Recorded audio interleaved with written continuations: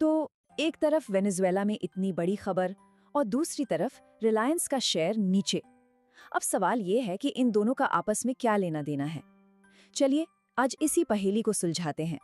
सोचिए, कल ही तो मार्केट जश्न मना रहा था, ऑल टाइम हाई पर था, रिलायंस भी अपना नया हाई बना रहा था, और आज सुबह सुबह सब कुछ लाल निशान में।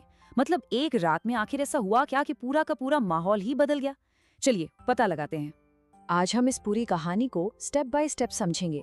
सबसे पहले देखेंगे कि मार्केट ने ये यू टर्न क्यों लिया, फिर वेनेजुएला की खबर को इंडिया से जोड़ेंगे, रिलायंस की केस स्टडी को बारीकी से देखेंगे और ये भी समझेंगे कि आज जो हुआ वो पैनिक था या सिर्फ एक करेक्शन। और हाँ, सबसे जरूरी, एक निवेशक के तौर पर हमें क्या करना चाहिए, इस पर भी बात करेंगे।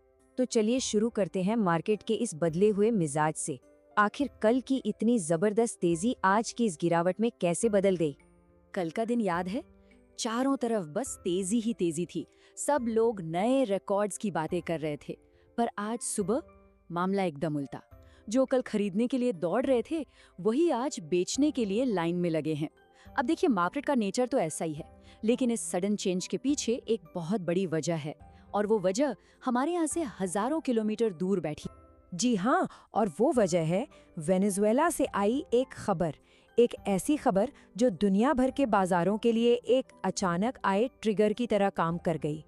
तो खबर ये आई कि वेनेजुएला के राष्ट्रपति भवन के पास गोलीबारी हुई है। अब आप सोचेंगे कि ये तो वहाँ की लोकल न्यूज़ है। नहीं, वेनेजुएला दुनिया के बड़े तेल उत्पादक देशों में से एक है, और जब भी किसी बड़ी ऑयल सप्लाई पर अनिश्चितता का साया पड़ता है तो उसकी गूंज पूरी दुनिया की इकोनॉमी में सुनाई देती है। और मार्केट का एक बहुत सिंपल सा रूल है, उसे अनसर्टेनिटी यानी अनिश्चितता बिल्कुल पसंद नहीं है। जैसे ही किसी बड़े तेल वाले देश में गड़बड़ की खबर आती है, मार्केट में रिस्क का मीटर ऊपर चला जाता है और इन्वेस्टर्स फॉरेन शेयर बाजार जैसे रिस्की एसेट से पैसा निकालकर सोने जैसी सेफ जगहों पर लगाने लगते हैं। तो अब असली सवाल आता है कि भाई, वेनेजुएला की इस खबर का हमारे इंडियन मार्केट से क्या लेना देना। चलिए अब इन डॉट्स को कनेक्ट करते हैं और पूरी पिक्चर को समझते हैं। देखिए, पूरी कहानी इन 4 स्टेप्स में है। सबसे पहले वेनेजुएला में टेंशन बढ़ी, उससे कच्चे तेल यानी क्रूड ऑयल की कीमतों में उछाल आने का डर पैदा हुआ। इस डर ने दुनिया भर के इन्वेस्टर्स का मूड, जिसे हम सेंटिमेंट कहते हैं, उसे खराब कर दिया। और आखिर में इसी ग्लोबल नेगेटिव सेंटिमेंट का असर हमें अपने इंडियन मार्केट पर भी देखने को मिला। हम अपनी जरूरत का ज्यादातर तेल बाहर से मंगाते हैं, है ना? इसलिए क्रूड ऑयल की कीमतों में कोई भी बड़ा बदलाव हमें सीधे सीधे इफेक्ट करता है। जब तेल महंगा होने की आशंका होती है तो रिलायंस जैसी एनर्जी कंपनियों पर सबकी नजर जाती है, और यही वजह थी कि कल इन स्टॉक्स में एक स्पेक्युलेटिव तेजी भी देखने को मिली थी। और अब बात करते हैं आज के सबसे बड़े टॉपिक की, रिलायंस। ये कैसे हुआ कि एक स्टॉक जो कल अपना नया हाई बना रहा था, आज धड़ाम से नीचे आ गया?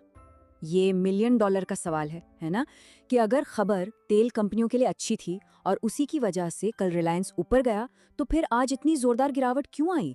क्या खबर का असर एक दिन में खत्म हो गया, या फिर कहानी कुछ और ही है? तो रिलायंस के आज गिरने की असली वजह पता है क्या है? वो वेनेजुएला की खबर नहीं है, बल्कि मार्केट के अपने अंदर के डायनामिक्स हैं, जिसे हम मार्केट मैकेनिक्स कहते हैं। देखिए, 3 बड़ी वजह हैं। पहली, जबरदस्त प्रॉफिट बुकिंग। भाई, स्टॉक इतनी तेजी से ऊपर गया था तो जो स्मार्ट इन्वेस्टर्स हैं, जो डिसिप्लिन से काम करते हैं, उन्होंने ऊपर के लेवल पर अपना मुनाफा निकालना सही समझा। दूसरा, खुद कंपनी की तरफ से एक क्लैरिफिकेशन आया जिसने तेल वाली सारी अफवाहों पर ब्रेक लगा दिया। और तीसरा, जो कि बहुत इंपॉर्टेंट है, वो है इसका हैवी वेट होना। रिलायंस निफ्टी का इतना बड़ा हिस्सा है कि जब वो गिरता है ना, तो पूरे इंडेक्स को ही अपने साथ नीचे ले आता है। तो फिर आज जो ये गिरावट हुई, क्या इसे पैनिक सेलिंग कहेंगे या ये सिर्फ एक नॉर्मल करेक्शन था? चलिए आज के मार्केट के मूड को ठीक से डिकोड करते हैं। इन तीनों में फर्क समझना बहुत जरूरी है। देखिए, पैनिक सेलिंग होती है डर की वजह से, जब लोग किसी भी भाव पर बस माल बेचकर निकलना चाहते हैं। प्रॉफिट बुकिंग एक स्मार्ट मूव है, जहां ऊंचे लेवल पर मुनाफा जेब में रखा जाता है। और एक हेल्दी करेक्शन वो मार्केट के लिए एक छोटे से ब्रेक की तरह है, जो अगली रैली के लिए एक बेस तैयार करता है। तो आज जो हुआ वो कोई ट्रेंड का रिवर्सल नहीं है, इसे एक हेल्दी पॉज या करेक्शन कह सकते हैं, जिसका ट्रिगर ग्लोबल न्यूज़ थी और असली वजह थी हाई लेवल पर हुई प्रॉफिट बुकिंग। मार्केट का जो मेन ट्रेंड है वो अभी भी बदला नहीं है। अब सबसे जरूरी बात पर आते हैं। ऐसे उतार चढ़ाव वाले माहौल में एक इन्वेस्टर को क्या करना चाहिए? सबसे पहले तो ये कि क्या नहीं करना है। सिर्फ न्यूज़ की हेडलाइन देखकर पैनिक में आकर कोई फैसला बिल्कुल मत लीजिए। और एक दिन की गिरावट को मार्केट क्रैश समझने की भूल तो कभी मत कीजिए। तो फिर करना क्या है? अपने इम्पोर्टेंट लेवल्स पर ध्यान दीजिए, मार्केट के बड़े ट्रेंड पर नजर रखिए, ना कि एक दो दिन की छोटी मोटी हलचल पर। और सबसे जरूरी, आपका जो भी रिस्क मैनेजमेंट प्लान है उससे चिपके रहिए। एक बात हमेशा याद रखिएगा, बाजार का काम है आपको कंफ्यूज करना और एक इन्वेस्टर का काम है डिसिप्लिन को फॉलो करना। आज का सबसे बड़ा लेसन है मार्केट मैकेनिक्स को समझना। ये मार्केट के काम करने का वो अंदरूनी तरीका है, जैसे कि प्रॉफिट बुकिंग का प्रेशर या इंडेक्स में किसी स्टॉक की क्या वैल्यू है। यकीन मानिए ये चीजें अक्सर न्यूज़ हेडलाइन से कहीं ज्यादा पावरफुल होती हैं। तो आज की इस पूरी बातचीत से 3 बातें बिल्कुल साफ हैं।